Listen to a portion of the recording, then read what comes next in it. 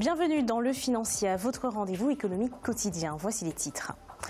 La Tunisie a enregistré une reprise modeste de son économie en 2017, mais reste très vulnérable sur le plan macroéconomique.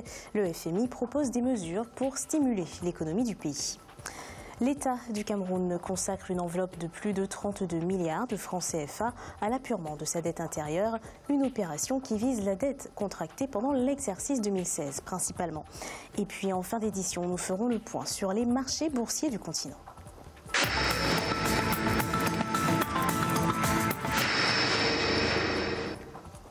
En Tunisie, l'important taux de chômage et l'augmentation de la dette font partie des facteurs qui mettent à mal l'économie du pays. Les réserves de change ont chuté pour atteindre 4,6 milliards de dollars. Le Fonds monétaire international préconise une dépréciation de la monnaie locale, le dinar. Deogracias Podo.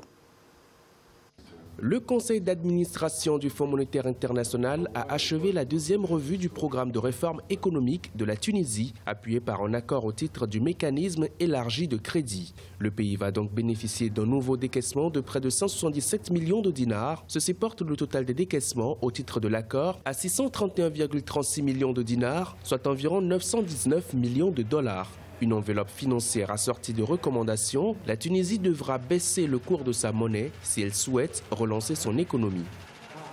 Dans la continuité de la dépréciation du taux de change réel en 2017, la flexibilité du taux de change demeurera essentielle afin de corriger la surévaluation restante du taux de change réel, de réduire le déficit des transactions courantes et de reconstituer les réserves de change. À cet effet, il conviendra de respecter le budget destiné aux interventions sur le marché des changes et d'organiser des adjudications de devises plus compétitives. La Tunisie a enregistré une reprise modeste de son économie en 2017, mais reste très vulnérable sur le plan macroéconomique et le chômage demeure élevé. La dette a continué d'augmenter, l'inflation s'est accélérée et la couverture des réserves de change est aujourd'hui inférieure à un trimestre d'importation. Le FMI estime que la dépréciation de la monnaie permettra de stimuler les exportations qui ont connu une hausse de 43% en janvier et février 2018 par rapport à la même période en 2017.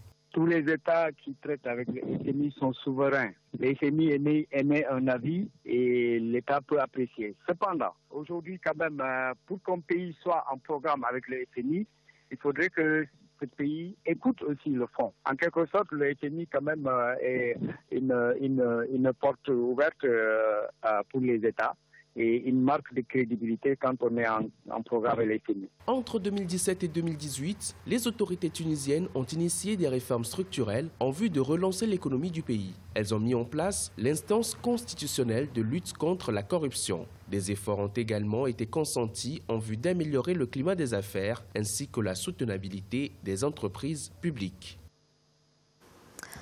Deux fonds institutionnels chinois et britanniques s'accordent pour doper leur investissement en Afrique. Il s'agit de l'institution britannique CDC Investment et de la China Africa Development Fund. La China Africa Development Fund dispose d'un capital global de 10 milliards de dollars et est géré par la China Development Bank. Il accompagne la réalisation de leurs projets d'investissement en Afrique.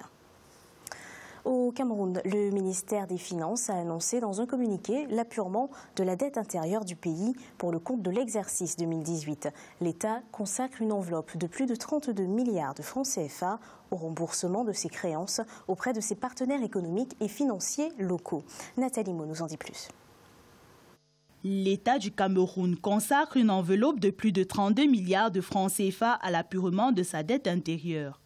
La redistribution financière enclenchée par le gouvernement concerne des créances comptant pour les exercices 2016 et antérieurs. Ces fonds sont répartis à plusieurs catégories de créanciers, les personnes physiques et les prestataires de l'État en priorité. Le calendrier des opérations de paiement reste cependant à la discrétion du ministère des Finances.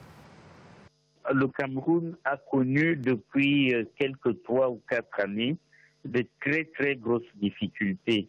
Les recettes du Cameroun, qu'il s'agisse du pétrole, qu'il s'agisse du cacao, qu'il s'agisse d'autres produits agricoles, ont baissé de façon drastique. Mais enfin, on doit se réjouir de ce que dès le 1er avril, le ministre des Finances a fait une annonce selon laquelle c'est quelques 455 milliards vont être consacrés à l'apurement de cette dette. Lancé dans l'accompagnement des entreprises, notamment les PME, le gouvernement a également accordé 5,380 milliards de francs CFA de subventions diverses. Cet apport vise à préserver les emplois au sein des établissements bénéficiaires. Par ailleurs, ce paiement aura, à en croire des experts économiques, l'effet de booster le capital confiance de l'État en tant que partenaire économique de premier ordre. On peut espérer que des impôts vont être payés, même si c'est de façon insuffisante. Et on peut espérer que les ménages elles-mêmes, parce que les salaires vont être distribués, vont se ressentir en meilleur état.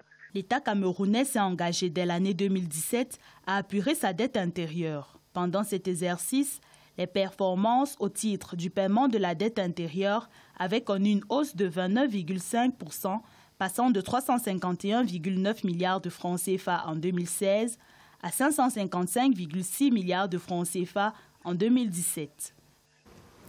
Le Mali bénéficiera de 28,6 milliards de francs CFA à titre de financement de la part des États-Unis pour les secteurs de développement. Le montant alloué devrait permettre à l'État malien de soutenir des projets dans les secteurs de la santé, de l'éducation, de la bonne gouvernance et de la lutte contre le trafic d'êtres humains.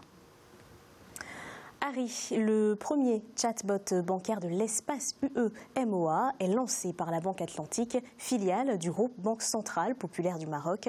Il s'agit d'un robot utilisant l'intelligence artificielle. Il va permettre aux clients d'interagir avec la banque via les réseaux sociaux et le site web. La Banque Atlantique est le troisième plus grand groupe bancaire de la zone UE-MOA en termes de part de marché. Elle est présente dans les 8 pays de l'espace UE-MOA. Il est à présent l'heure de faire le point sur les marchés boursiers du continent. En Afrique australe et océan Indien, l'indice Hochar de Johannesburg gagnait 0,33%. L'indice de Nairobi enregistrait une baisse de 0,86%. L'indice de Maurice était en hausse de 0,05%. Et l'indice du Botswana perdait 0,01%. En Afrique de l'Ouest et centrale, l'indice nigérian perdait 0,08%. L'indice du Ghana Stock Exchange gagnait 0,05% et la BRVM d'Abidjan perdait 1,56%. Et en Afrique du Nord, l'indice tunisien était en baisse de 0,5%, l'indice égyptien était en hausse de 2,18% et la bourse de Casablanca était en baisse de 0,34%. C'est la fin de cette édition du Financia. Merci de nous avoir suivis. On se retrouve bientôt pour un nouveau rendez-vous de l'économie.